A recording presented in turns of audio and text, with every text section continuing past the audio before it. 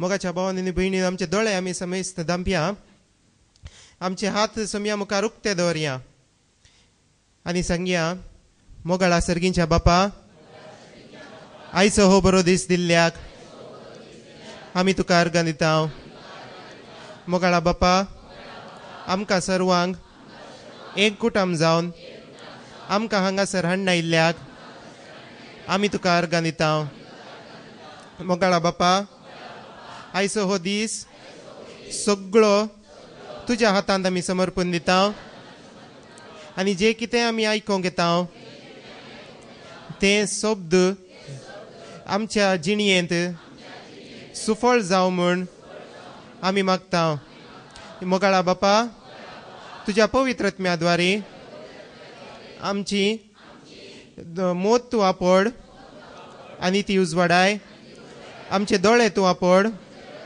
आनी ते उक्ते कर आमचे कान तूं आपड आनी तुजो ताळो आयकोंक आमकां फावो कर आमचे हात तूं आपड आनी तुजीं कामां करूंक तूं शिकय आमची सगळी जिणी आपड आनी ती सुफळ कर हें सर मागणें हांव करता तुज्या एकाच पुता जेजू क्रिस्ता मारिफात आमेन आमेन आमेन मोगाच्या भावांनी आनी भयणीनो कशीं आसात तुमी प्रेज द लॉर्ड हालेलुया बरी आसा तर बरी आसली आमी हांगासर आज कित्याक जमल्या देवाचे उतार आयकोंक पूण आज हांगासर कितें आमी आचरसिता एक वर्स जालें म्हूण काले म्हणटात ताका वार्षिकोत्सव इंग्लिशान जाल्यार एनिवर्सरी आतां एनिवर्सरी म्हळ्यार आमकां कळटा थंयसर दबाजो या थंयसर कितें फंक्शनां या थंयसर कितें जावन आसा काले एनिवर्सरी म्हणून देवाचे उतर ती हांगाची एनिवर्सरी भायली एनिवर्सरी कशी ते दीस म्युजीक आनी काले डान्स आनी काले जेवण प्रेज द लॉर्ड हालेलुया जेवणा सोडास ना गी कोणाय की जेवण नासतना केले फंक्शन जाता गी आमचे ना प्रेज द लॉर्ड हालेलुया पूण आमी सक्कड आज हांगा व्हड संख्यान आयल्या कित्याक देवाचे उतार आयकोंक मोगाच्या भावांनी आनी भयणीनो आमी वाचता लुकाच्या वांजेलांत अवस्वर 7 26वी ओळ तावन 26वी ओळ म्हळ्यार गॉस्पल ऑफ लूक चॅप्टर 7 वर्स 24 to 26 जुआन दडुल्ले दूत पाटी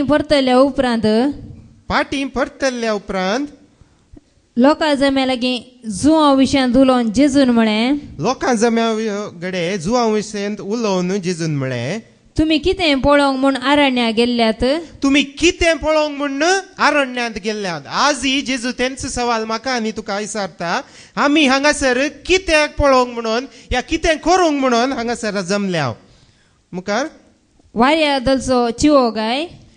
दलचो चिवो गाय या हांगासर आमकां चिवे दिसोंक मेळना कित्याक हॉल बंद आसा तर एसीन बसोंक आयल्या हांव गी आज हांगासर आमी या फॅनाक उरलीं पळोवंक आयल्या हांव गी या पाद्रापाक पळोवंक आयल्या हांव गी या हांगा गायन करतात तांकां पळोवंक आयल्या हांव गी या हांगासर कोण शिकवण दितात तांकां पळोवंक आयल्यात गी नांतर कितें पळोवंक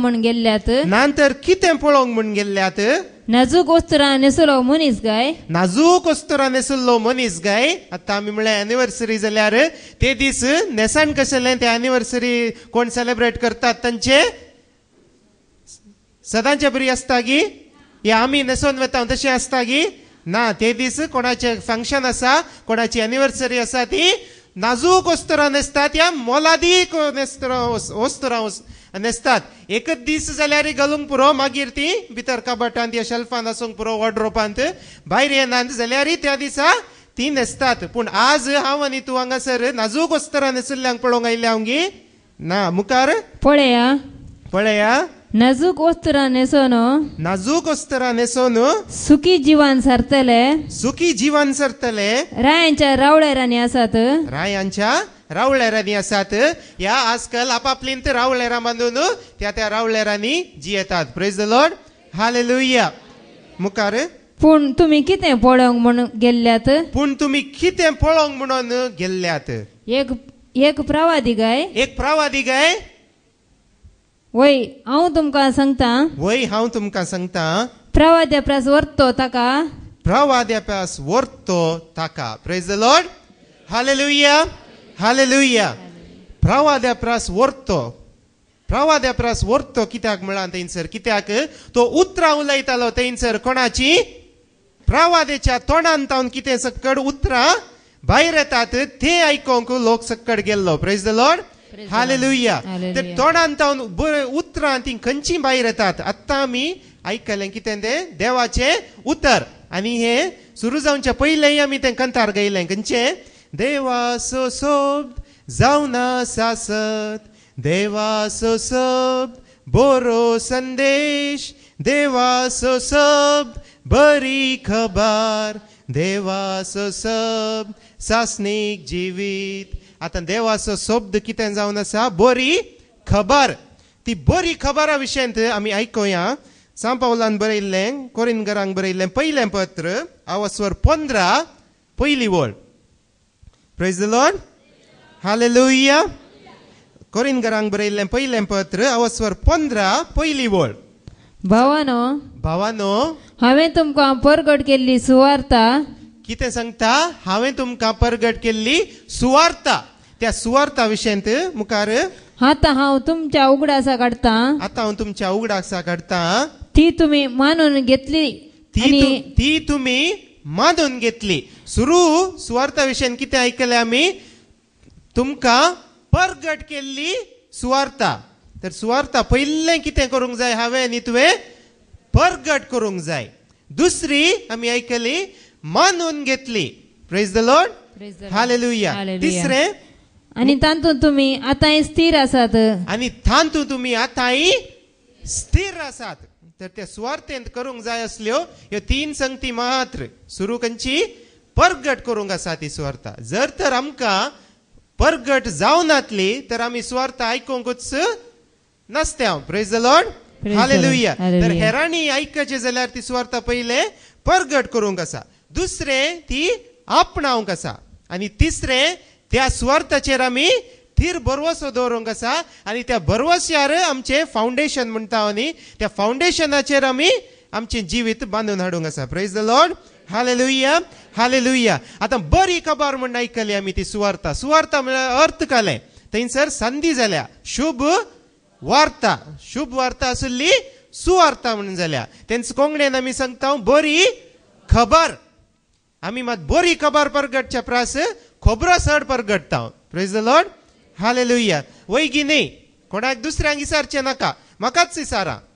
हाळे थंय अशें आतां सगळ्यांनी खबरो जाल्यात. कळ्ळ्यो खबरो? 2000चे नोट पळयल्यात मू, तेय आतां पाटी वतात म्हणून. आयकलें गी ना? तुमी हेरांक तें सांगलां गी ना? वॉट्सॅपार ते मेसेज फॉरवर्ड केल्यात गी ना? केल्यात, करच्यांनी केल्यात, म्हाकाय आयल्यात. हांवें ते पळोवचे बंद करचे. कित्याक? केदाळा मुसर गव्हर्मेंट अनाउन्स करिना, तेदोळ मुसर ते चलावणेंत आसतात. Praise the Lord. हालेलुया. देखून आतां 2000चे नोट बंद पडटात म्हणून मुखार त्योय खबरो आमी परगट करता. आतां तेंच्यांनी 10 रुपयाचे कॉइन पळयल्यात. आजकाल 10 रुपयांचे कॉइन कोणाय की नाकात. कित्याक? तेय फेक म्हणून मेसेजेस आयल्यात. ते फेक न्ही, पयलेंचे कॉइन ते.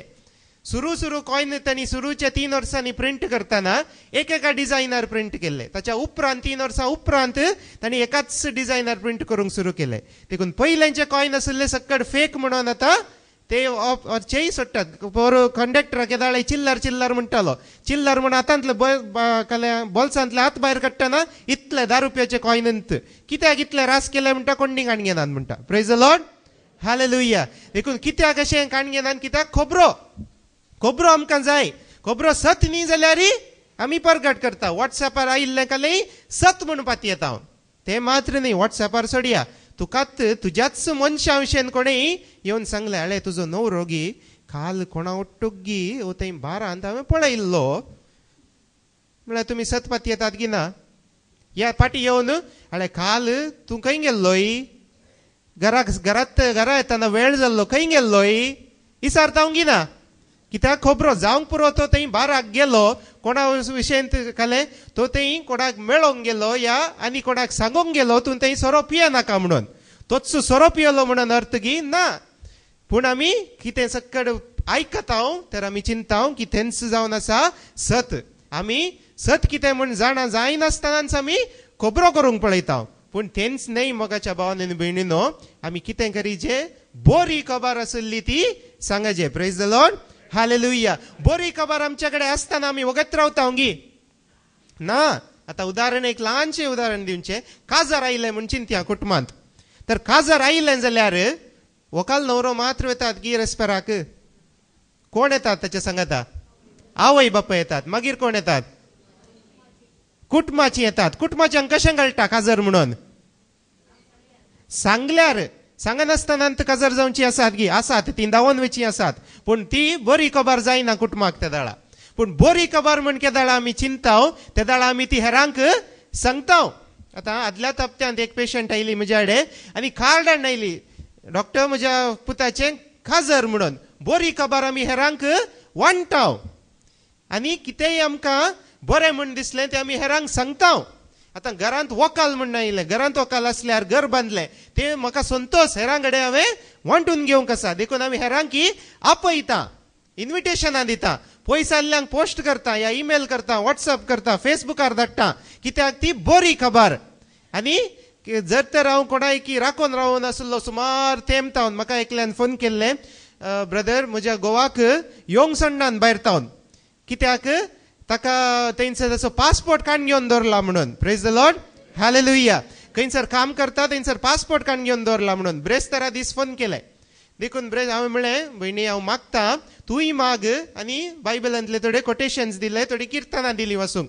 ती हे बरवशान जेजू कडेन इसार देवा लागीं इसार म्हळें हांवें आनी सांग म्हज्या घोवाक तूं येवंक सोडटाय म्हणून तिणें मागलें आनी सोनवाराच्या दिसा हांव रेतीरेक म्हणून येताना हांगा सकाळींच फोन तिचे ब्रदर म्हज्या घोवाचो पासपोर्ट दिलो आनी ताका गांवाक येवंक आतां सोडटात म्हणून प्रेज द लॉर्ड हालेलुया मोगाच्या भावांनी भयणीनो तिणें तें सांगलें कित्याक तिका ती बरी खबर मेळ्ळी ती बरी खबर तिणें म्हाका सांगली तीच बरी खबर हांवें आतां तुमकां सांगली तशेंच केदाळा आमी सुवार्थेंतली बरी खबर पात येता वगत रावंक जायना बगार हेरांकी सांगता प्रेज द लॉर्ड हालेलुया परगट करी जे म्हळ्यार तीच आतां हांवें परतून वचून वांजेल बरयचें म्हणून ना ह्या कितें सक्कड मातेवान बरयलां मार्कान बरयलां लुकान बरयलां जुआन बरयलां तें सक्कड वचून सांगचें म्हणून ना बगार जेजून म्हज्या जिणयेंत कितें केलें बरें तें सांगल्यार पावता तीच ती बरी खबर आमी वाचता लुकाच्या वांजेलान कितें करता मोरी कितें करता तिका गर्भेस्त जाली म्हूण आयकतेच कालें देवाचो उतर तिणें स्विकार करतेच आंजबडवा सांगता तुजी भयण एलिझाबेथ कितें जावन आसा गुरवार जावन आसा आनी एका कालेन ती थंयसर गुरवार जावन आसा म्हूण सांगता त्या दाळा एलिझाबेथ बरी खबर आयकता आनी ती धांवता प्रेज द लॉर्ड हालेलुया बरी खबर आसली वगेच रावंक जायना आमी परतून आयकता लुकाच्या वांजेलांत अवस्वर 15 8वी आनी 9वी वळ लुकाचो वांजेल अवस्वर 15 8वी आनी 9वी वळ तशेंच कोण तिसरी आपणा लागीं आसल्या 10 नाण्यांतले एक भायर पडत जाल्यार एक नाणें भायर पडत जाल्यार तुमच्या संगात आसले काले एक गायरू या एक पेट्या पील खंयी गेल्लें भायर गेल्लें जाल्यार दिवो पेटोवन घराक सारण मारून ते मेळसर 17 सोदिना जायत सक्कड गडे सोदता आमी ते मेळतस आपल्या इश्टिण्यांक आनी शेजारणीक आपोवन ती म्हणटा म्हजे सांगाता संतोष बाबा कित्याक भायर पडले नाणें म्हाका मेळ्ळां कित्याक भायर पडले नाणें म्हाका मेळ्ळां म्हजी वस्त हांवें होगडायली गेलीच म्हूण चिंतुल्ली म्हाका पाटी मेळ्ळ्या प्रेज द लॉर्ड हालेलुया पळय कितलो संतोष भोगता कितले आमकां त्या दाळा उर्बा भोगता पाटी आसले मेळ्ळें म्हाका म्हणून मेळटेत जावंक पुरो आमी शेजाऱ्यांक वचून सांगना हे जावंक पुरो घरा पयस आसात पूण आमी थोडे पटी फोन कर तरी सांगता हळे भायर पडिल्लें म्हाका मेळ्ळें हळे म्हजे कडेन ना म्हणच म्हूण गेलेंच म्हूण चिंतिल्लें म्हाका मेळ्ळें म्हणून प्रेज द लॉर्ड हालेलुया. देखून ती बरी खबर आमी केदाळा आयकता ती पहिले आमी परगट करता. दुसरे आमी संगत आयकली कितें ती बरी खबर आसली आमी स्विकार तुमी कितें ती आपणायली. ती बरी खबर आमी केदाळा आपणायता तेदाळा आमच्या जिणयेंत बरेपण घडटा. Praise the Lord. हालेलुया. तर आज आमी हांगासर कितें आपणावंक आयल्या बरी खबर. आनी बरे खबर म्हणटना सर्गीच्या राजांत सक्कड बरेंच आसा. हांगासर फाटी वेताना पिडा व्हरून वेची न्हय, ह्या हेरांच्या विशयेंत सुकी व्हरून वेचे न्हय, ह्या हेरां नाबोगसाणे व्हरून वेचे न्हय, ह्या मोसोर वेचे न्हय, बगार ते सक्कड आसले हांगासर एक्सचेंज करून दिवन आमी देवाची काले बरी खबर. बरी खबर म्हळ्यार काले. बरी खबर म्हळ्यार गुड हेल्थ म्हळ्यार बरी भलायकी म्हळ्यार बरी खबर. बरी खबर म्हळ्यार काले बोगसाणे. बरी खबर म्हळ्यार मोग. बरी खबर म्हळ्यार संतोष. बरी खबर म्हळ्यार कितें समाधान. बरी खबर म्हळ्यार आनी कितें सोसणीकाय. हे सर्व संगती आमी हांगासर त्यो आपणावन फाटी व्हरोंक आसात. Praise the Lord. हालेलुया. हांगा येवन बसोन हांव सगळो दीस आयकता बरी खबर म्हळ्यार पावना. ती बरी खबर आयकल्ली आपणावंक आसा. Praise the Lord. Hallelujah. Sir आमचे दोळे एक घडी भर दामपया आमी हात सम्या मुखार उपते दर्या आनी म्हणया मोगाळा बापा आज आमी आयकोवची बरी खबर आमकां खाण घेवंक आमकां आपणावंक तूं कृपा दी. आनी ही बरी खबर हेरांक सांगूंक हेरांक परगट करूंक तूं म्हाका शिकय. हालेलुया. हालेलुया. हालेलुया.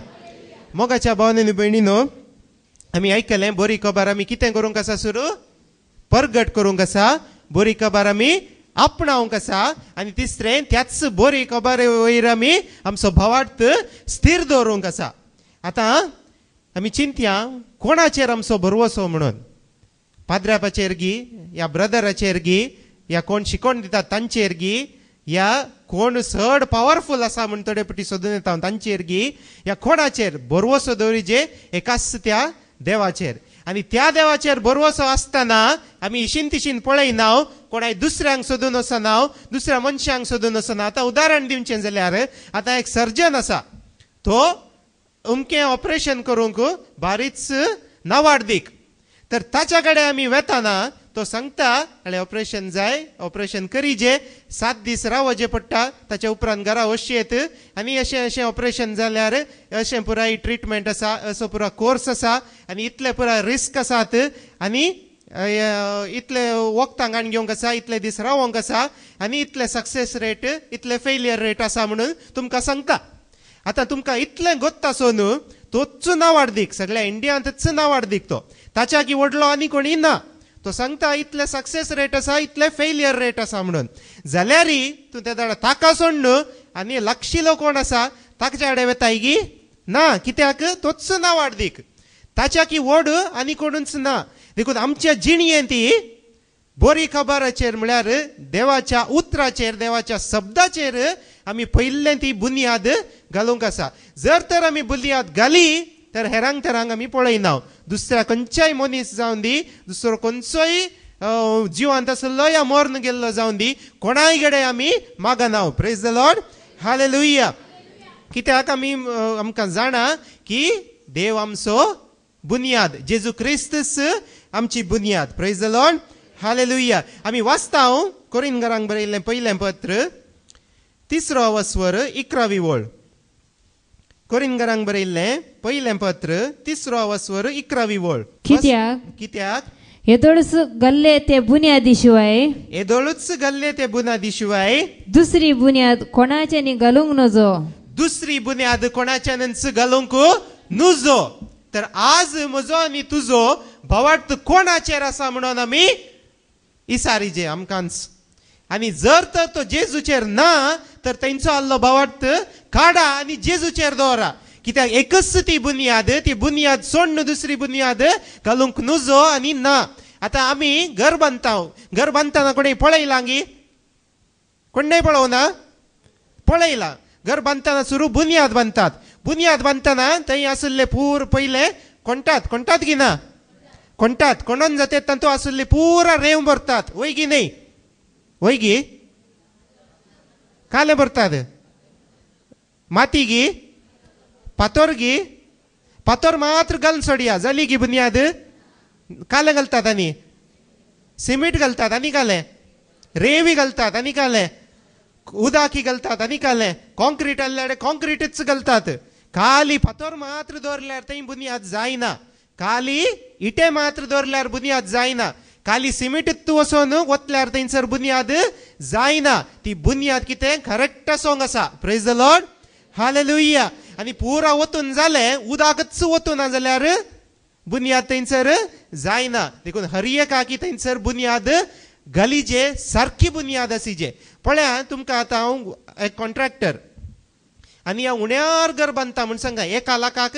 एक माळयेचें घर बांदून दिता म्हणून तुमी हो घर कशें बांदता म्हूण पयलेंच तुमी चिंतुकात एका लाखान एका माळयेचें घर बांदून दिता हांव हो कोलो कॉन्ट्रॅक्टर कोण्णा म्हूण चिंतात की ना चिंतात कित्याक हो गल्लो खल सामान घालता थंयसर ह्या थंयसर खल उपयोग करता ह्याची बुनियाद कशें म्हणून तुमी घडये घडये येवन आमच्या ह्या हांव घर बांदता जाल्यार हांव कामागारांक दुसऱ्यांक दवरलां जाल्यार सांगता जाल्यार घडये घडये येवन तुमी पळयतात सुपरवायज करतात वो कशें घर बांदता गी म्हणून आनी जर तर हांव कालें थंयसर सूक करता ह्या उण्या मोलाचो माल घालता तर तुमी म्हाका सांगतात तशें करनाका म्हणून सांगतात की ना सांगतात कित्याक घर बांदुल्लें घट्ट जायचे प्रेज द लॉर्ड हालेलुया देखून मोगाच्या भावांनी आनी भयणीनो आज म्हजी जिणी जर तर इशीन आनी तिशीन गुंता हांव इशीन आनी तिशीन माल वता हांव तेडे आनी हेडे लागता तर हाचो अर्थ कितें म्हजी बुनियाद घट्ट ना प्रेज द लॉर्ड हालेलुया देखून बुनियाद घट्ट त्याच क्रिस्ताचेर बांदून हाडया आमी प्रेज द लॉर्ड हालेलुया परतून आमी वाचता एफेस घरांक बरयल्लें पत्र अवस्वर 2 20 आणि 21 वळ एफिशियन्स चॅप्टर 2 वर्सेस 20 and 21 धर्मदूताचे आणि प्रवादीचे बुनियादीचेर धर्मदूतांचेर आणि प्रवादींच्या बुनियादीचेर तुमकां बांदून हाडल्यात म्हळ्यार तांणी सांगुल्ली ती सुवार्ता बांदून हाडल्या मुखार जेजू क्रिस्तस ह्या बांदपाचो मुल्या पातोर जेजू क्रिस्तस ह्या बांदप्याचो मुल्या पातोर जेजू क्रिस्ताक सोडून हेरगडे खंय तरी आमी गेले हांगी बोटांगडे गेले हांगी या माटमंत्रांगडे गेले हांगी या जेजू क्रिस्ताक सोडून आनी खंयच्याय मनशांगडे गेले हांगी जिवांत आसोंदी मेल्लो आसोंदी ताचो उपकार सोदून आमी गेले हांगी या मुखार ताचेर उबारून सगळे बांदप वाडत सोमयाक समर्पिल्लें पवित्र मंदिर जाता पळय जेजूचेर बांदुल्लें मात्र पवित्र मंदिर जाता उरिल्ल्यांचेर बांदुल्ले ते सक्कड पवित्र मंदिर जायना praise the Lord hallelujah hallelujah आमी परतून वाचता इजायाचो पुस्तक अवस्वर 28-16 वळ आयझेया चॅप्टर 28 वर्स 16 देखून सर्वेस्पर देव अशें म्हणटा देखून सर्वेस्पर देव अशें म्हणटा पळया हांव सियोनान सारको पारकिल्लो एक फातर दवरतलो हांव सियोनांत एक फातर दवरतलो एक मोलादीक कोणशा फातर एक मोलादीक कोणशा फातर सुदृढ बुनियादे फातर सुदृढ बुनियादे फातर शिवाय बुनियाद घालूंक जायना आनी बुनियाद नासतना एक घर बांदूंक जायना आमी परतून वाचता हांव सामुएलीचो पयलो पुस्तक अवस्वर 2 दुसरी वळ फर्स्ट सॅम्युएल चॅप्टर 2 वर्स 2 सामुएलीचें पयलें पुस्तक दुसरो अवस्वर दुसरी वळ सर्वेस्परा सारको पवित्र कोणूच ना सर्वेस्परा सारको पवित्र कोणूच ना तुझे भायर कोणूच देव ना तुझे भायर कोणूच देव ना आमच्या देवा सारखे खडाप दुसरे ना आमच्या देवा सारखे खडाप दुसरे ना तर जर तर हांव आनी तूं आज खंयच्याय दुसऱ्या देवाचे या दुसऱ्या कोणायचे खडपाचेर आमी बुन्याद दवरल्या या बरवसो दवरला या आमचो भावार्थ दवरला तर तो भावार्थ विग्गी कोसळटा त्या बुन्यादेर बांदिल्ले विग्गी परतता प्रेज द लॉर्ड हालेलुया आमी परतून वाचता कीर्तन 62 दुसरी वळ साम 62 वर्स 2 कीर्तन 62 दुसरी वळ तस मुझे खडाप तोच म्हजें खडाप मुझे ताराण म्हजें थारण मुझे खोटे म्हजें कोटे देखून हांव केदींच हलचो ना देखून हांव केदींच हलचो ना. ना. जर तर आज हांव आनी तूं हलतां जाल्यार कोण म्हजें खोटें जावन गेला, कोण म्हजें भावार्थ जावन गेला, खंयच्याचेर हांवें भरवसो दवरला म्हूण आज हांव आनी तूं एकामेका इसारया, आमकांच आमी इसारया. कित्याक म्हजें खोटें म्हणून हांवें म्हज्या पयशांक दवरलांगी, म्हज्या बँक बॅलन्सीक दवरलांगी, म्हज्या भुरग्यांचेर हांव भरवसो दवरून जियेलांगी. व्हड जातेत म्हजीं भुरगीं म्हाका पळयतलीं, ह्या व्हड जातेत म्हजो पूत म्हाका पळयतलो, ह्या म्हजी धूव पळयतली, ह्या म्हजी सून पळयतली, ह्या म्हजी भाव भयणी म्हाका पळयतली. हे हांवें बँकान दवरले, आज बँक बॅलन्स आसा म्हजें, फाल्यां वाडीर दीस काडटा हांव म्हणून ताचेर म्हजो आनी तुजो भरवसो घी. या त्याच सर्वस्परा देवाचेर भरवसो म्हणून आज म्हाका आनी तुका आमी विचारया. कित्याक आजकाल गव्हर्मेंट कितें करता आमकां कांय कळीत जायना. आतां आजकाल खंयच्याय सिम कार्ड काडून घेवंक आनी मुखार आधार कार्डच यूज जातले. Praise the Lord, hallelujah. आनी ह्या आधार कार्डान सक्कड आसा, तुज्या खंयच्या बँकान तुजो पासबुक आसा, या खंयच्या बँकान तुजें अकाउंट आसा, तूं कितले इन्कम टॅक्स बनताय, ह्या वर्सा तावन इन्कम टॅक्स भरीजे जाल्यार पॅन कार्ड आवटूक आधार कार्ड कंपल्सरी लिंक करीजे, नाजाल्यार तुजे टॅक्स कातर उरले आसात ते पाटी मेळना तुका. तुजें पॅन कार्ड इनवॅलिड जाता. डिसेंबराची लास्ट डिसेंबर म्हयन्या 2017 लास्ट तारीख, ताचे पयले जुलय मुसर जुलय एंड लास्ट तारीख तुवें फायन नासतना इन्कम टॅक्स भरीजेला. ताच्या उपरांत तुका जाय जाल्यार तुवें टॅक्स फायन भरीजे. आनी डिसेंबरा उपरांत तूं भरताय जाल्यार तुका बरोवंक जायना, कित्याक बरयल्ले पयशेय पाटी मेळनात, पॅन कार्ड इनवॅलिड जाता. Praise the Lord, hallelujah. देखून म्हजो भरवसो हांव पयशांचेर दवरता गी. आधार कार्डाचेर पुरा डिटेल्स आसात, तुजे खंयच्या बँकान कितले अकाउंट आसा सक्कडी मेळटा ते. आनी त्या गव्हर्मेंटाक तुजे एक कानून पुरो इनवॅलिड करूंक. आतां जुदेवाच्या जुदेव लोक सक्कड आसलो दुसऱ्या महाझुजा तेदळा. आमकां गोत्त आसा दुसरें महाझुज घडलें कोणा मदें, एका सायडीन आशिल्ले जर्मनी, इटली आनी जपान, आनी एका कुशीन आशिल्ले UK, USA, फ्रांस, चायना आनी USA. हिटलरान कालें गेलें जर्मनींत आसुल्ल्या सक्कड जुदेवांक बंदेंत गेले, कॉन्सन्ट्रेशन कॅम्पान गेले. थंयसर गॅस सोडलो, अशी असली रुमां आसतालीं व्हडली, आनी हांगा फॅनां आनी AC दिसतात न्ही, ताच्या बदलाक पायप्स आसले. त्या पायपांत विकाळ वारें ऑन केले की पायप गॅस आयलो सगळ्यांत, लोक सक्कड मेलो. तांकां कशें कश्ट दितालो तो, सुरू आल्ल्या सगळ्या जुदेवांक तातूंत भितर घालन तो तांकां खांडज्यो नासतना सुमार दीस दवरतालो. बुकेन वळवळोन मरतना ते वळवळोन आसतना मागीर लास्टाक गॅस सोडटालो. गॅस सोडटाना सक्कड ते थंय दंब बांदून मरताले. Praise the Lord, hallelujah. कित्याक तांणी सुरू जुदेवांनी कितें केलें, जुदेव कांय करनातले, तांची कांय सुकूच ना त्या टायमार. पूण ताच्या पयले तांणी एकच कानून हाडूंक सुरू केले. कसले कानून सुरू हाडले तांणी, जुदेवांनी इंगडच रावचे म्हणून. ताच्या पयले कानून हाडलो, जुदेवांनी भायर वताना आपल्या हाताचेर एक तांचे सिंबॉल आसा स्टार ऑफ डेव्हिड म्हणून, ते बांदिजे म्हणून. कित्याक पयस ताणून तेताना जुदेव आयलो म्हणून कळोवंक. Praise the Lord, hallelujah. जुदेवांनी चिंतले त्या दाळा सुरवेर काल जाता, आतां एक पट्टो मात सांगला न्ही, पट्टो मात बांदल्यार कांय जायना. वी आर लॉ अबायडिंग सिटिझन्स ऑफ द कंट्री. कित्याक आमी सक्कड हांगाचे कायदे कानून पाळटाव, आनी एक कानून आयला तो पाळल्यार आमकां कांय जायना. देखून मगाच्या भावांनी भयणीनो ते पाळनंत गेले कायदे नवे आयलेच, आनी एक दीस सरकारच तांचेर उपराटलो. आनी आमी जाणाव 100 मिलियन खाली जुदेव मात्र मेले, तांकां मारले. ते सोडून हेर लोक कितल्या जाणांक मारला.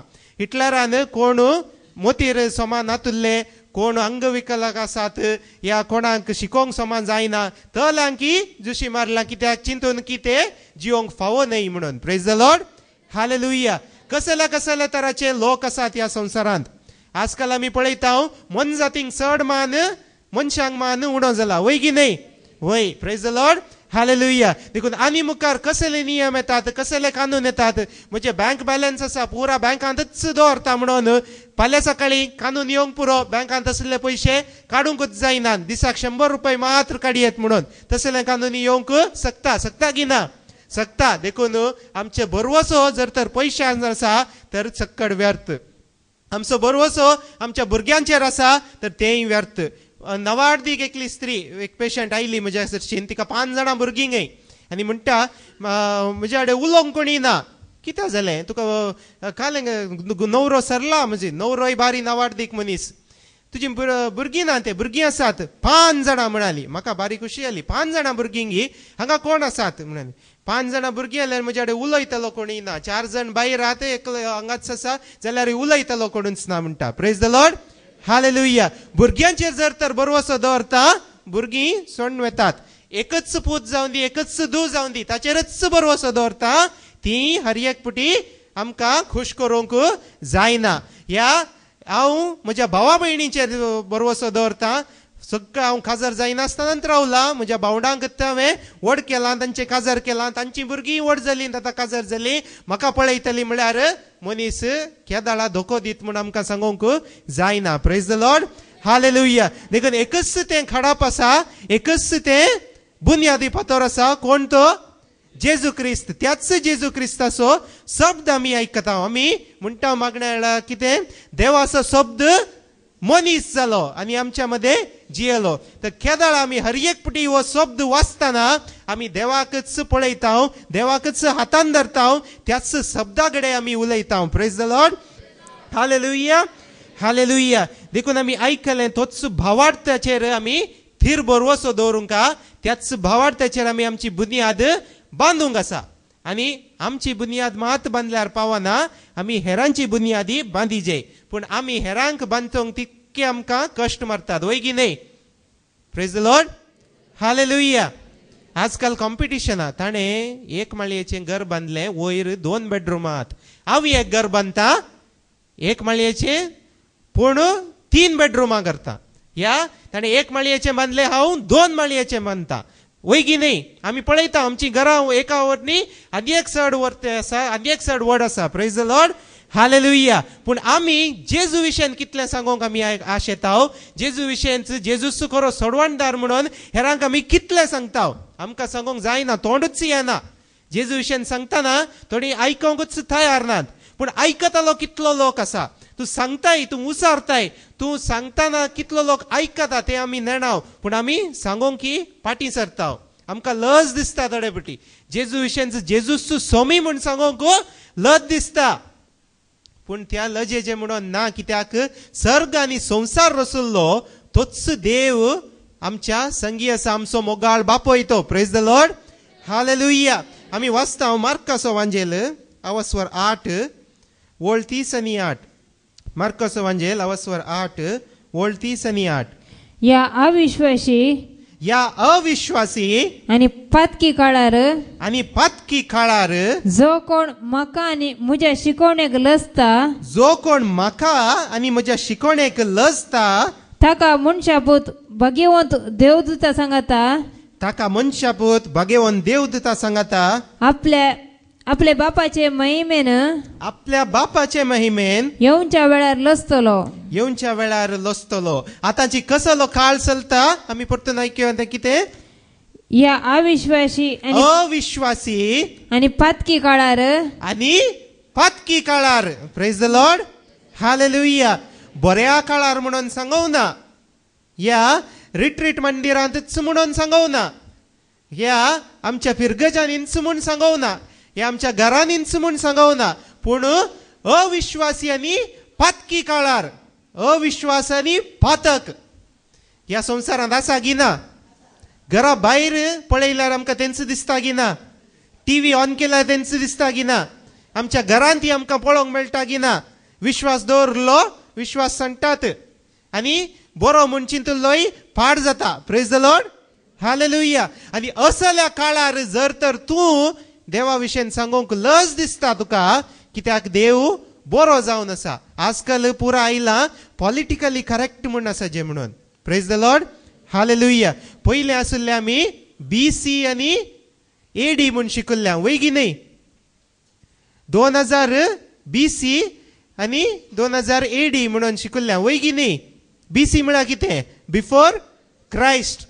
AD म्हळ्यार कितें? अन्नो डॉमिनी म्हळ्यार देवाचे वरस म्हणून. Praise the Lord, hallelujah. ते BC आनी AD आसले काण सोडला आता सीई केला सीई म्हळ्यार कॉमन एरा आनी BC आसले बिफोर कॉमन एरा म्हणून BCE केला कित्याक जेजू विशयन सांगोंक नाका बिफोर क्रायस्ट म्हण नासले थंय क्रायस्ट म्हण सांगले नाका आतां कोणाय की कित्याक हेर लोक आसा हेर सक्कड आसात तांकां कांय दुखत कोणना म्हणून आनी आमकांय तशेंच हेर जातींच्यांक आमी कित्याक सांगचे हेरां कडेन आमी कित्याक उलयचे दुसऱ्यां कडेन आमी कित्याक जेजू म्हण सांगचे आमकां जायना लज बगता कित्याक आमी चिंताव जेजू विशयन सांगल्यार ते काले म्हणटीत कोणना ते काले करतीत कोणना वय की न्ही वय पूण देवाचें उतरच सांगता जेजूच सांगता म्हाका आनी तुका जर तर तूं हेरांक आतां हेरांक म्हळ्यार दुसऱ्यांक कोणाक जे सांगाचे पयस सोदून वचचे म्हणना तुज्याच घरान जावं दी तुज्याच आवय किंवा तुज्याच बापय किंवा तुज्याच भयणीक किंवा तुज्याच भुरग्यांक जेजू विशयन आमी कितलें सांगता ह्या भुरग्यांक आमी जाय जाल्लेच काण घेवन दिता पूण भुरग्यांक सांगता की आळे जेजू हांव तुजो बापय जावंक पुरो हांव तुजी आवय जावंक पुरो पूण जेजूच आमचो सर्गींचो बापय जेजूच आमची आवय ह्या जेजूच आमकां रचला आमचो सोडवणदार तो आमी कितलें सांगता TV ऑन करता पोगो पळय म्हणटा निकोलोडियन पळय म्हणटा काट पोकीमॉन पळय म्हणटा डोरेमॉन पळय म्हणटा भुरगीं खुश आनी कांय नाका मागणें करया म्हणटाना भुरगीं धांवतात मम्मी इल्लेशें आसा म्हणटात ह्या आमी कितलें जेजू विशयन सांगता आमी सांगोंक नाका ह्या मागणें करया म्हणटाना राव इल्लेशें म्हणजे सिरियल मुग्ध दी म्हणटा ह्या इल्लेशें राव मागणें करया म्हणटाना राव IPL सुरू जाला एक मॅच इल्लेशें आसा आतां ब्रेक करतना मागणें म्हणया म्हणटा आनी ब्रेक केदाळा 15 मिनिटांय आसना थोडे बिटी ती त्या भितरय आमचे मागणें म्हणून जाता कित्याक ते नेक्स्ट इनिंग सुरू जाता क्रिस गेल आतां बॅटिंग करता प्रेज द लॉर्ड हालेलुया आमची मागणी तशें जाल्या कामा पुरते मामा म्हणून एक सांगणी आसा मराठेन कामा पुरते मामा करचे देवाक येता कामा पुरते मामा करचे म्हज्या जिणयेन कश्ट आयले देवा कश्ट आयले निवार कश्ट गेले देविना मागीर सोम्या रिणान बुदला म्हणजे रीण निवार रिणांतले देवान काडलें तुका मागीर देविना रिणीना Devina praise the Lord hallelujah बापा म्हजी गांठ दूख म्हाका गांठ दुखता गांठ दूख काडली देवान मागीर गांठ दुखिना देविना देवाचो उडासिना कामा पुरते मामा प्रेज द लॉर्ड हालेलुया कामा पुरते मामा करनासले आमकां सक्कड देव जागयता आनी आज सांगता तूं जर तर लज येताय म्हाका म्हज्या विशयन सांगोक आपल्याच भुरग्यांक आपल्याच आवय बापयक जेजू तुज्या खातीर कुर्सार मेलो जेजू तुका तुज्या खातीर वळवळो ताणें कश्ट सोंसले तुजे सक्कड कश्ट दूख परिहार केल्यात कुर्सार मरोन तुजे कश्ट ताणें वयल्यात तुजी पातकां ताणें वयल्यात आनी सक्कड आसले ताचेर खेळायला आनी ताणें तुका बेसांवांनी भरला तुका एक्सचेंज जावन सर्गींचें दायज दिलां म्हूण सांगूंक आमी कितले जाणां सांगता म्हाका आनी तुका जर तर आज लज दिसता तर देव येताना जेजू क्रिस्त दुसरे पटी येताना ताणें सांगल्यार तुका पळोवन म्हाका लज दिसता म्हणच्यात कांय विशेश ना praise the Lord hallelujah hallelujah देखून मोगाच्या भावनेनी भयणीनो आमी हे उडास दवरचें पयस वचोन सांगाचें म्हणून ना पयलेंच आमच्याच घरांत आमी सुरू करीचे सांगोंक जेजू विशयन आमी वाचता तिमोथीचें पयलें पत्र तिमोथीक बरयल्लें पयलें पत्र अवस्वर 5:8 ओळ तिमोथीक बरयल्लें पयलें पत्र 5 अवस्वर 8 ओळ जर कोणी आपल्याच मनशांची सड कर घरच्यांची सड करन शेजाऱ्यांची सड कर घरच्यांची सड करन फिरगसगरांची सड कर घरच्यांची सड करन म्हज्या कामाकडच्या लोकांची कितें सड करन घरच्यांची खबर घेना तर ताणें भावार्थाची शिकवण तिरस्कार केल्या आमी कितें म्हणटा हांव भावार्थी हांव क्रिस्तांव हांव म्हजें नांव क्रिस्तांव म्हजें आलकुंज क्रिस्तांव म्हजो गांव क्रिस्तांव म्हजें घर क्रिस्तांव म्हजें कुटुंब क्रिस्तांव पूण जर तर हांव म्हज्याच घरच्यांक म्हज्या घरांत म्हज्याच कुटुंबांत पयलें देवाक दवरिना पयलें देवाचेंच हांव निर्लक्ष करता आनी म्हज्या कुटुंबादारांकच हांव खबर घेना तांकां जेजू विशयन सांगना तांच्या गरजांक पावना तांकां कितें सक्कड जर तर कांय गरज आसा तुज्या कडेन आसा तें तांकां दिवंक पूण तूं दिनाय तर तो भावार्थ सांडुल्ल्या मनशा बरी म्हणटा पवित्र पुस्तक. Praise the Lord. Hallelujah hallelujah. आज आमच्याकडे सक्कड आसा. आदल्या काळार हांव ल्हान आसतना लेट 90s या अर्ली 90s ह्या दाडा टीव्ही पळोवंक जाल्यार आमगेर मस्त लोक येतालो. कित्याक आमगेर टीव्ही आसली देखून सक्कड लोक आमगेर येतालो पळोवंक. आजकाल टीव्ही पळोवंक टायम ना. कित्याक म्हळ्यार फोनानूच पुरो आसा. व्हिडिओ पुरा युट्यूबारूच मेळटा. तुका सिरियलां जाय की काल मिस केलें जाल्यार आज हांव पळयतां टीव्ही म्हज्या फोनारूच पळयतां. की कामाक वेताना हांव पळोवनूच आसता. पूण तशें सक्कड आमच्या कडेन सक्कड पयसिलो संवसार लागीं जाला. लागशिल्लीं मनशां पयस जाल्यान. Praise the Lord. Hallelujah hallelujah. देखून देवाचें उतर सांगता तुमच्याच कुटुंबाची खबर पयलें घेया. Praise the Lord. हालेलुया. कामाक गेल्यार बॉस कालें करतात ही खबर आसता. पूण घरा भुरगीं कालें करतात खबर आसना.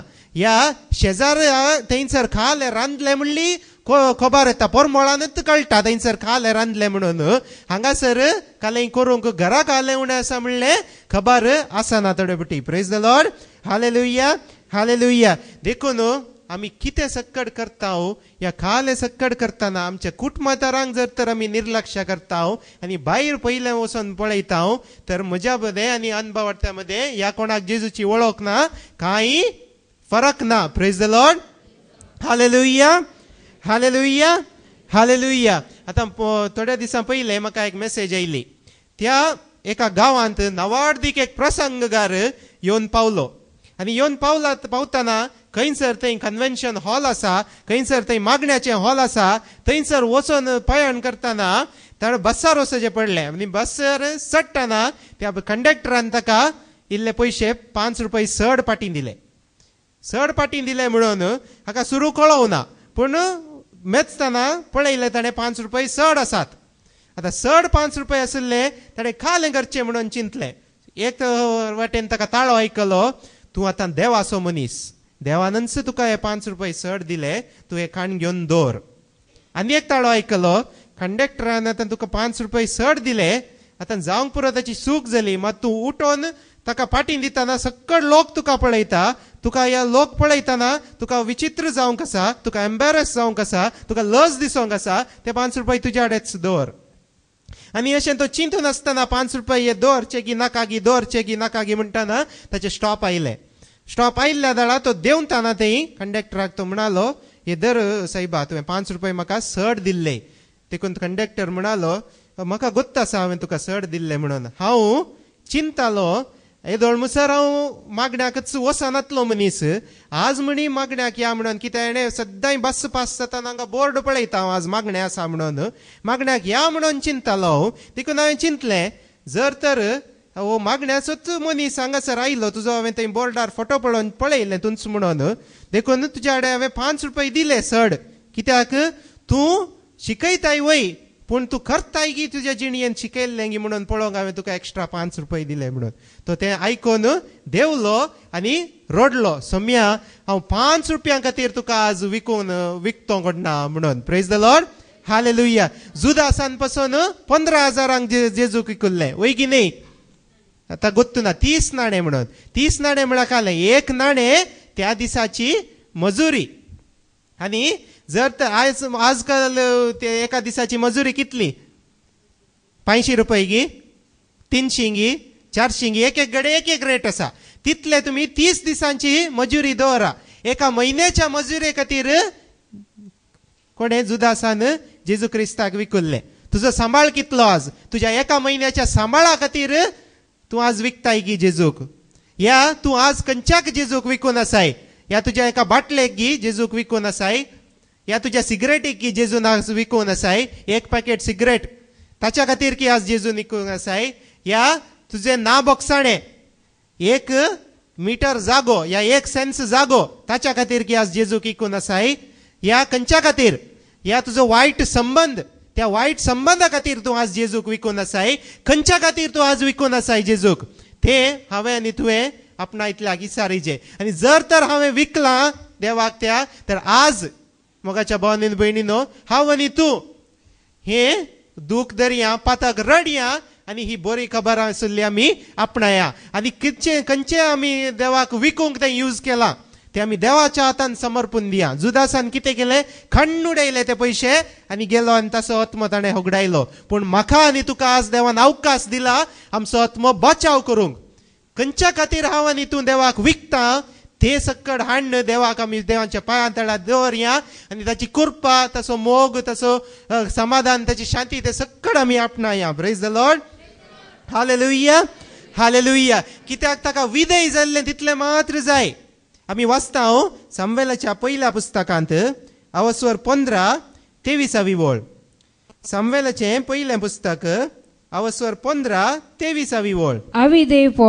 अविधेयपण मंत्रतंत्राच्या पथका सारखें. मंत्रतंत्राच्या पथका सारखें. आमी टीव्हीर पळयता मंत्रतंत्र कशें करतात, अशें अशें करून नाचतात, उमकळटात आनी काले करतात आनी काले आवाज भायर येता, ताळो भायर येता, म्युजीक आसा, डबा डबा डबा बोडयतात आनी काले सारोणे हातान धरतात आनी काले चप्पल हातान धरतात आनी काले पुरा करून करतात. तसलें पितीसपण या तसलें वायट या तसले खट्या आत्म्यांच्या तसल्या सहवासाच्या की वासाकच सरी गेला खंयचें पातक अविधेयपणाचे. जर तर देवान तुका काले सांगला कर म्हणून तू करिनाय तर तू मंत्रतंत्र केल्ल्या बरीच. तुज्या भितर एक थाळो आसा, त्या पवित्र आत्म्याचो थाळो. पवित्र आत्मो आमकां जागयता. जर तर हांव फोट मारूंक येता तर पवित्र आत्मो सांगता हळे तूं फोट मारताय म्हणून. ते मारून हांव जर तर फोट मारता तर हांव थेंच पातक केल्ल्या बरी. या तुका सांगता पवित्र आत्मा हळे तुजी न्हय वस्त ती काड नाका. म्हणजे हांगा 100 वस्तू आहात, एक काडल्यार कशें ताका कळटा, ती काडटा बल्सान घालता. ते दाडाय पवित्र आत्मा जागयता तुका. जर तर हांवें आनी तुवें अशें केलां आनी आमच्या काळजांत आसा ती कांतवणी आसा की वय हांवें केल्या अशें सूख आसली केल्या तर हांव आनी तूं आज बोगसाणें मागया देवाचें आनी त्याच पवित्र आत्म्या कडेन माफ मागया आनी सांगया वय हांवें सूख केल्या म्हाका Bakshi. Praise the Lord. Hallelujah. मुखार आमी वाचता. हट मूर्ती पुजेच्या अपराधा सारखें. हट मूर्ती पुजाच्या अपराधा सारखें. आमी हट करता. देव सांगता तुका तूं करताय कितें तें सोमानी तें सोड. तूं सिगरेट ओडटाय सोमानी सोड. तूं सोरो पियेताय सोमानी सोड. या तूं वायट संबंध दवरला सोमानी तो सोड. अरे तूं बॉसाक प्लीज करूंक तूं ताची चमचागिरी करताय ते सोमानी सोड. या तूं हेरांनी म्हाका बरें म्हणचे म्हणून बायलांच्या देखीक मात्र हांव शो करता ते सोमानी सोड. पूण सोमान हातूंतलेंय हांव सोडूंक तयार ना. बगार करता तर तें कितें खंयच्या पातका बरी मुर्ती पुजाच्या बरी. म्हळ्यार हांव खालें करता तें ताकाच म्हजी मुर्ती करून घेता. म्हळ्यार हांव जर तर सोरो पियेता तर सोरोच म्हजो देव जाता. हांव तर सिगरेट ओडटा सिगरेटच म्हजो देव जाता. जर तर हांव हेरांक प्लीज करूंक या हेरांनी म्हाका बरें करीचें म्हणून या बरें सांगचें म्हणून या म्हाका हांवूच बरो म्हूण सांगचें म्हणून म्हाकाच हांव शो ऑफ करता तर म्हाकाच हांव देव करून घेता. या म्हाकाच हांव सोबयता हांवूच सोबीत सगळ्या संवसारान आनी कोणूच ना म्हूण चिंता तर म्हाकाच हांव देव करून घेता. या म्हज्या बॉसाक हांव वचून इल्ल्यो दुसऱ्यांच्यो खबरो सांगता. या हेरांनी अशें केलें तशें केलें म्हूण ताका चुगली लावन दिता तर हांव ताकाच म्हजो देव करता. Praise the Lord. Hallelujah, hallelujah. पूण आज देवाक म्हाका आनी तुज्या तावन कितें जाय? एकच एक अशें येता. आमी वाचता तें जुआंवच्या वांजेलांत अवस्वर 15-12 वळ. जुआंवचो वांजेल अवस्वर 15-12 वळ. हो म्हजो उपदेश. हो म्हजो उपदेश. हांवें तुमचो मोग केलो. हांवें तुमचो मोग केलो.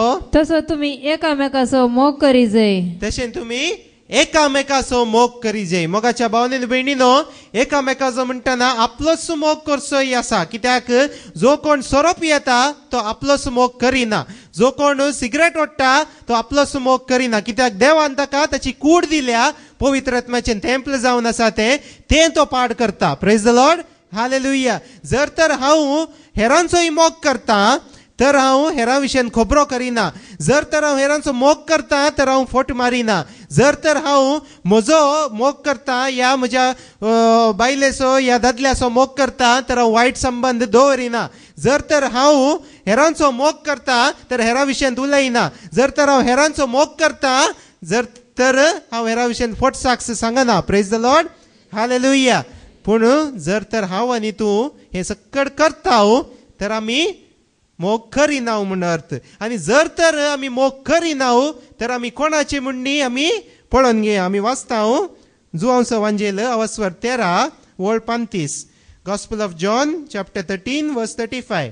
एकामेकासो तुम्ही मोग केल्ल्यांत एकामेकासो तुम्ही मोग केल्ल्यान तुम्ही म्हजे शिस म्हूण समजतांक कळी जातले. तुम्ही म्हजे शिस म्हूण समजतांक कळीत जातले. तर हांव आनी तूं आज एकामेकाचो मोग करिना तर कोणाचे शिस म्हणले आमी आज दाखोवन दिता. कित्याक आमी पळयचे म्हणून ना की कोणाचे शिस म्हणून आमकां अशेंच कळटा. आमी वचोन बरोवन दवरिजे या आमी वचोन खाली थंयसर लेखपाक दवरिजे म्हणून ना. कित्याक जर हांव मोग करिना तर हांव जेजूचो शिस न्हय. जेजूचो शिस वय म्हणून हांव आनी तूं आज सांगता तर हांवें हेरांचोय मोग करूंक आसा. Praise the Lord. Hallelujah hallelujah. देवान थंयसर सांगूं ना तूं म्हजें शिस म्हूण कळटलें तुज्या नांवान. या तुका बाप्तिज्म मेळ्ळा जाल्यार, या तूं सदांय मिसाक वताय जाल्यार, या रिट्रीटेक वताय जाल्यार, या तूं हर एका दिसा मागताय जाल्यार देवान म्हळें गी तशें ना. कितें म्हळें? तुमी म्हजें शिस म्हूण हेरांक कळटलें केदळा जर हांव हेरांचो मोग करता जाल्यार. कित्याक देवच म्हणटा तुमी म्हज्या नांवान देंवसार धांवडायतले, तुमी म्हज्या नांवान पिडेस्तांक गूण करतले, तुमी म्हज्या नांवान पिडा शिडा गूण करतल्यात, पूण हांव तुमकां वळखना. Praise the Lord. हालेलुया. हांव तुमकां वळखना म्हणटना सांगतालो लोक सम्या हांव तुमच्या नांवान अजापां केल्यांत, हांवें तुज्या नांवान पिडेस्तांक गूण केला, हांवें तुज्या नांवान दुस्मानांक चेर जैत वेला, हांवें तुज्या नांवान देंवसारांक धांवडायला. देव म्हणटलो हांव तुमकां वळखना. कित्याक थंयसर मोग ना. तुज्या कडेन जावंक पुरो देवाचें उतर दिवचें व्हडली सकत जावन आसा, गिफ्ट जावन आसा. जावंक पुरो तुज्या कडेन पिडेस्तांक गूण करचें देवान तुका गिफ्ट दिलां. जावंक पुरो तुका बरोवचें गिफ्ट दिलां. जावंक पुरो कंतारां घडचें गिफ्ट दिलां. जावंक पुरो तुका देवान म्युजीक वाजोवचें गिफ्ट दिलां. तुका कलय गिफ्ट दिलां देवान. पूण देवा मुखार तें व्हडलें गी न्हय, तें ल्हानच कांयच न्हय. धूळ आनी माती हांव आनी तूं.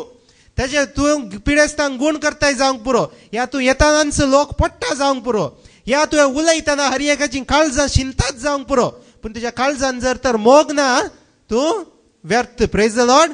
हालेलुया. देखून मोगाच्या भावनेन भयणीनो म्हज्या कडेन व्हडलें गिफ्ट आसा. हांव देवाचें उतर दितां. देखून हांव व्हडलो. हांव देव कडेन कलें करता. हांव देवाच्या कामांत आसा, सेवेंत आसा. देखून हांव व्हडलो. म्हाका देवाची वळख फाटल्या 25 वर्सां जावन जाल्या. देखून हांवें सांगलेंच पुरा करेक्ट म्हूण जर तूं चिंताय देवा मुखार तें कांयच न्हय. देवाचें उतर दिवचें देवा मुखार कांयच न्हय. पिडेस्तांक गूण करचें देवा मुखार कांयच न्हय. तूं हेरांचे दुस्मनाचे जैत व्हरताय देवा मुखार कांयच न्हय. तूं देंवसार धांवडायताय देवा मुखार कांयच न्हय तें. Praise the Lord. हालेलुया. देखून आमी कोणा मुखार आसा म्हणल्यार आमी केदाळाय तें आमच्या मतीन धाडचें. Praise the Lord. हालेलुया. देखून जेजू कितें सांगता आमकां? जेजू सांगता तेंच एकामेकाचो मोग करा. Praise the Lord. हालेलुया. पूण मोग करच्या पयलें आमकां विग्गी वायट बघता, विग्गी दूख बघता. आनी दूख बघतना आमी जाय तितलें तोंडान तावन पोस देंवसारता, तोंडान तावन खालें नाका जाल्लें सांगता. हेरांनी आमकां चूर सांगलें म्हण जालें तें येदेशें आहलें येद्दें घर दाखयता. आनी ते दाडा आमच्या घरा कितें जाता म्हणून हेरांच्या सुत्ता 4 घरांनी कळटा. कित्याक आमकां दूख बघता, आमकां कितें जाता, आमकां वी गेट ऑफेंडेड म्हळ्यार आमकां कितें सक्कड जाला म्हणून आमकां कळना. Praise the Lord. हालेलुया.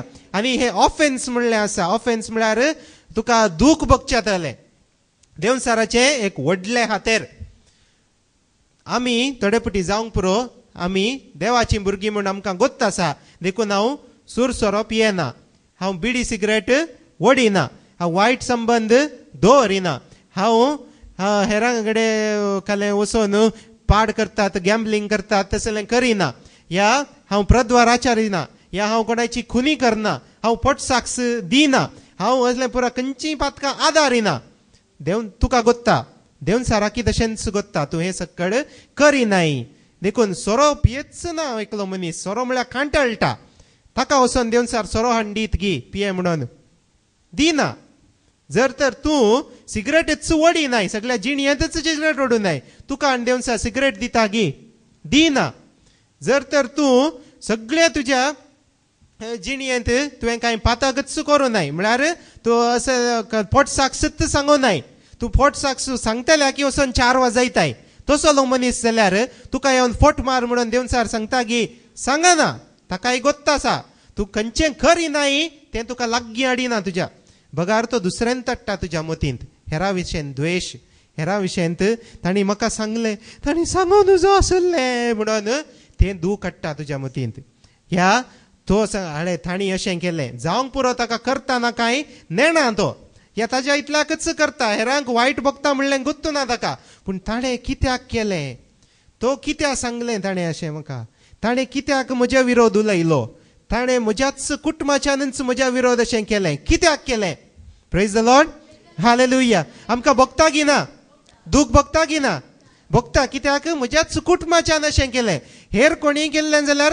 मार्गार वेतल्यान केलें जाल्यार कांय जाता ना म्हज्याच आवयन म्हज्याच बापायन म्हज्याच भयणीन म्हज्याच भावान म्हज्याच भुरग्यान म्हज्याच अंकलान म्हज्याच आंटीन अशें केलें म्हाका केलें देखून म्हाका दूख भोगता प्रेज द लॉर्ड हालेलुया म्हज्या पेशंटांक सांगचें हांवें अशेंच तुका जर तर कलेय अशें ऑफेन्स आसा या कलेय आसा फातोर पळयला की तुमी फातोर फातराचेर उदक ओतल्यार काल जाता देवन सेकेल जाता तशेंच तुमच्या विरोध कोणेय तुमकां उलयलें तर फातरार उदक ओतल्या बरी जायजे प्रेज द लॉर्ड हालेलुया फातोर पडलो फातराचेर उदक ओतलें म्हणून फातोर आसलो तो उदक जाता गी या फातोर आसलो तो कलर चेंज जाता की जावंक पुरो चुको आसलो थंड जाता तितलेंच पूण तें उदक देंवन वता तो थंड जाल्लोय फातोर इल्ल्या वेळान परतून सुकता प्रेज द लॉर्ड हालेलुया देखून जर तर तुज्या विरोध कोणी कलेय उलयता तुज्या विरोध कलेय करता तर तें फातरार उदक ओतल्ल्या बरी जायजे प्रेज द लॉर्ड हालेलुया देखून मोगाच्या भावांनी भयणीनो आमी हेर सकट कितें सांगतात कितें करतात ताची आमी आलोचन करची नाका हे आमच्या कानांत कोणेय कलेय सांगलें म्हूण आयकलें जाल्यार ताच्या विरोध आमी दूख भोगचेय नाका प्रेज द लॉर्ड हालेलुया पूण आमकां तें चड दुखता थोडेपटी आनी थोडेपटी आमच्या घरांत न्ही जावंक पुरो आमच्या क्रिस्तांवां विशयंत क्रिस्तांवां विरोध उलयलें कोणेय आयकलें जाल्यार ते आमकां सोसूंक जायना आमी ताच्या विरोध उलयता ताका शिराप दिता ताका गाळी दिता या आमकां कोणेय चूर लागलें या मारलें जाल्यार आमी गाळी दिता आमी शिरापता वय कितें वय कित्याक म्हळ्यार सायन्स अशेंच सांगता जर तर तुका दूख आसा या तूं दूख भोगताय त्या दाळ तुवें गाळी आनी शिराप दिल्यार तुजी दूख सोंसची तांक सडता खंय प्रेज द लॉर्ड हालेलुया आयकलां गी हें तुमी आयकोना जावंक पुरो पूण हांव सांगता तुमकां जर तर तुका दूख आसा तुज्या आंगांत तूं दूख सोंसताय या तूं पडली या तूं पडलोय या तुका मार जालो या तुका लागलें या तुका कांटो तोपलो या आनी कलें जालो तर तोंडान तावन आमच्या जर तर गाळी शिराप आनी हें सकट भायर आयलें तर आमची दुखीची सकत दूख सोंसची सकत सडता खंय प्रेज द लॉर्ड हालेलुया हें संवसार आमकां शिकयता पूण देवाचें उतर कितें सांगता देवाचें उतर सांगता आमकां तुमकां कोण शिरापतात तांकां आशिर्वाद करा प्रेज द लॉर्ड हालेलुया आमी वाचता लुकाच्या वांजेलांत अवस्वर 6:28 वळ लुकाचो वांजेल अवस्वर 6:28 वळ तुमकां शिरापतल्यांक आशीर्वाद दिया तुमची निंदा करतल्या बसत मागा तुमची निंदा करतल्या बसत मागा प्रेज द लॉर्ड हालेलुया अशें करूंक आमी तयार आसांगी तयार आमकांच विचारया आमी हेरांक विचारचें नाका हांव तयार आसांगी हेरांत म्हाका शिराप दिलो तर हांव फाटीं शिराप दिवंक वचनाका हेरांनी तुका दूख दिलें दग्ध दिलें तांकां फाटीं दिवंक वचनाका कित्याक सर्वेस्पर तें पळोवन घेता आमी वाचता उत्पत्ती पुस्तकांत अवस्वर 12:13 वळ 3 वळ उत्पत्ती पुस्तक अवस्वर 12:3 वळ तुजेर आशीर्वाद घालतल्यांचेर हांव आशीर्वाद घालतलो तुजेर शिराप घालतल्यांचेर हांव शिराप घालतलो पळया देव अब्रामाक सांगता आनी तेंच अब्रामाची संतत जावन आसले हांव आनी तूं केदाळा जेजूक स्वीकार करता तेदाळ जेजूच खरो क्रिस्त सोमी आनी सोडणदार म्हणून मानून घेता स्वीकार करता तेदाळ आमी अब्रामाची संतत जाता आनी तेच उतर आमकां लागू जाता खंयचे जर तर म्हाका आनी तुका कोण शिरापता तर हांवें पाटी ताका शिराप घालचे न्ही बगार ताचेर आशिर्वाद घालीजे नाजाल्यार देवूच ताचेर शिराप घालता आमी करीजे म्हणून ना आनी जर तर कोण आमकां बेसावन दिता तर आमी तांचेरी देव बेसावन दितलो प्रेज द लॉर्ड हालेलुया देखून मोगाच्या भावांनी भयणीनो हे म्हाकाय उतर हे लागू जाता जर तर हांव हेरांक शिरापता तर शिराप देवाचो म्हजेर पडटा कित्याक आमी वाचता मातेवाच्या वांजेलांत अवस्वर 15 18 आनी 19 ओळ पूण मनशाच्या तोंडांतल्यान भायर सरता ते काळजातान उपजता आनी ते मनशाक मेळयता खोटी चिन्ना खून प्रद्वार व्यभिचार चोरी फोटसाक्स सवे शिराप ही सर मनशाच्या